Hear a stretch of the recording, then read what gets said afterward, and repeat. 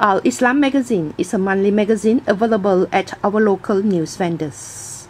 Two Penangites have lodged a police report against the magazine on 8th of July 2009. The police report stated that an article in the May issue of Islam insulted the Catholic faith. Citizen journalist Chan Lilian met Sudagaran, Stanley and Joachim Xavier to ask them about this matter.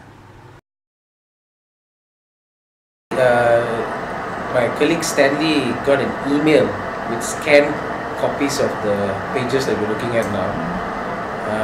We read the scanned copies on our computers and we were quite disturbed by what we read. Then my colleague Stanley contacted the publisher Islam and asked them for a copy of the May issue. By then this was already July. So we asked them for the May issue, which then they sent to us eventually by post. And after that, we read it for ourselves. We read all the articles, and we felt there was a need to respond to the issue. What prompted you to make the police report? Well, the first thing that came to my mind when I read the article was the sacrilegious way in which the body of Christ was handled by the reporter. Actually, I have no objections to the Malay man visiting our church.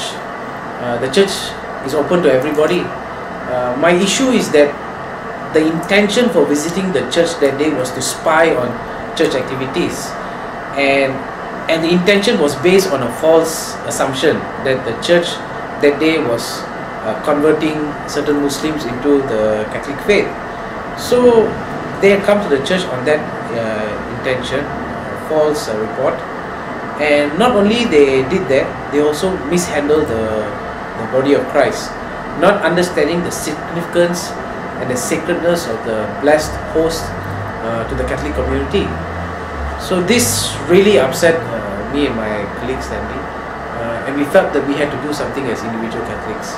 That this man had consumed it, not understanding the significance of it, and thereafter, for the purpose of photographing it, has spit it out. This is completely unacceptable for me, and I think for most Catholics. I believe you have read that magazine and the contents. Which part of it that spurs you to say, oh, this is something that you have to bring to the authorities' attention?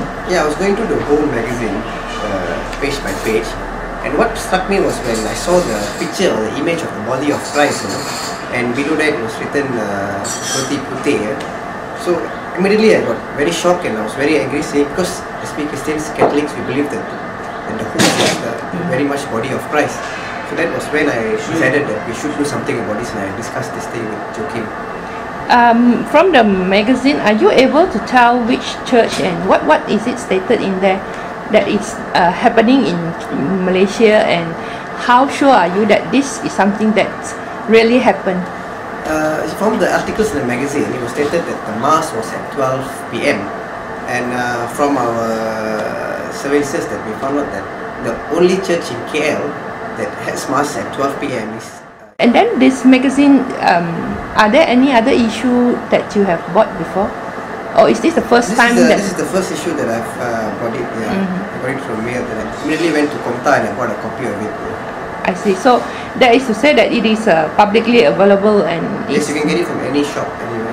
And after that I went around to a few other places around Penang, and I found this in many shops in Penang, which means this magazine is widely circulated and is very much read by Muslims around Malaysia.